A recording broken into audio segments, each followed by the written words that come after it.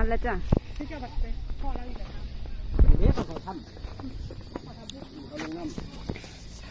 2 คนนี่ก็จะเป็นเขาทำที่2เนาะทำแรกเอาเขาไปแล้วยิงทำที่2บัดนี้ไปเบิ่งผสมกันเนาะพี่น้องเนาะเป็นยังไงกันกำลังต่อคิวซื้อปีเข้าไปเนาะ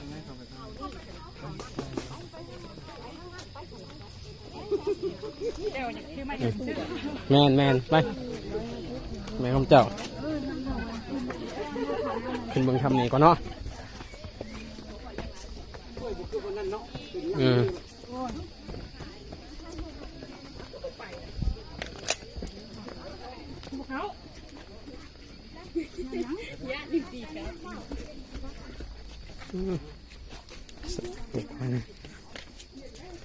ก่อนเขาทำเนาะเย็นคักอันนี้กินสารมานอนบ่ได้บ่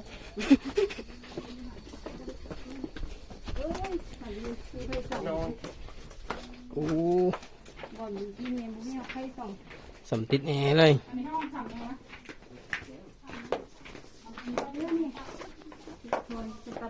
แมน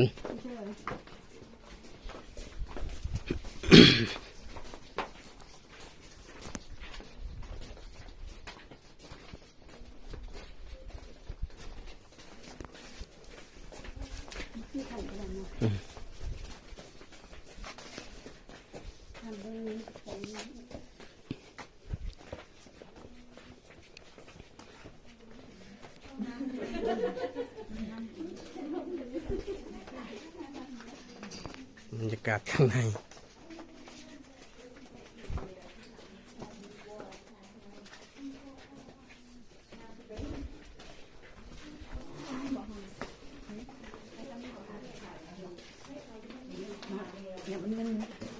ไปให้มันสุดเลยเขามาแล้วแมน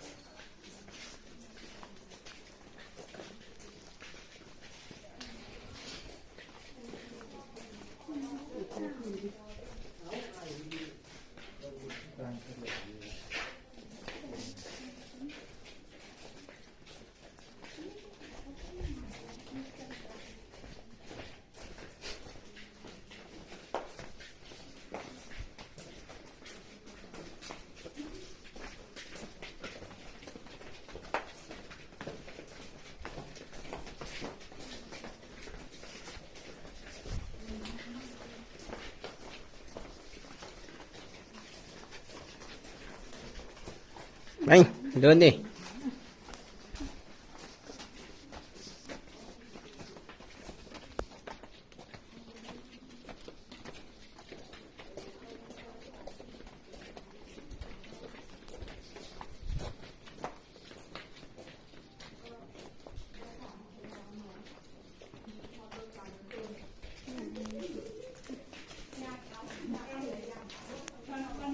บ่งามบันไดเนาะ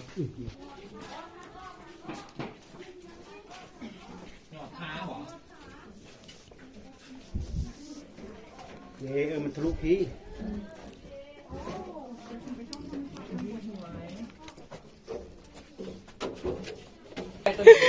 ผิดแล้วจะไปซื้อตัวไม้ไปซื้อไหมบ่เบิดอีกชั่วโมงหนึ่งออกเลยบอกออกนี่ได้ทะลุพี่แล้ว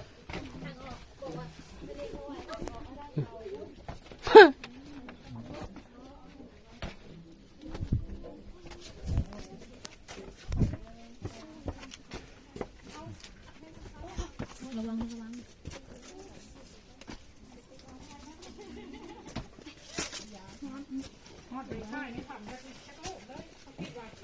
แทนทีมายืน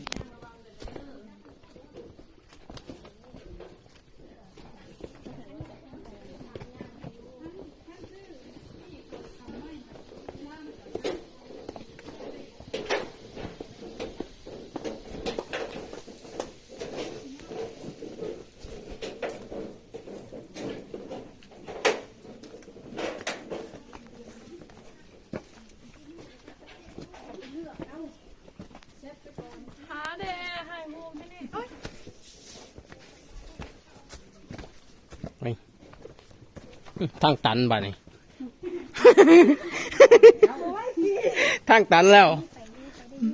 ไปได้อยู่บ่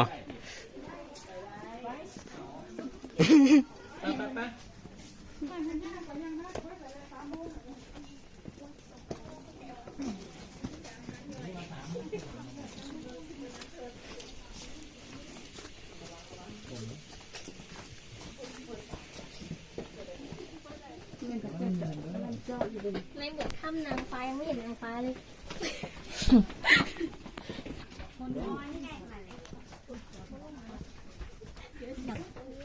นี่ทางออก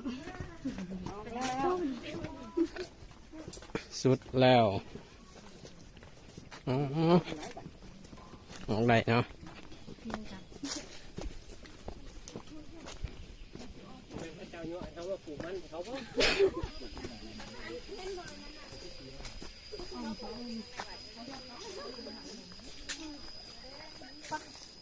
ให้ลูกไปแก๊บเยอะยันแก๊บไปให้ลูกถาม ฉีดเข้าไปได้ถามแต่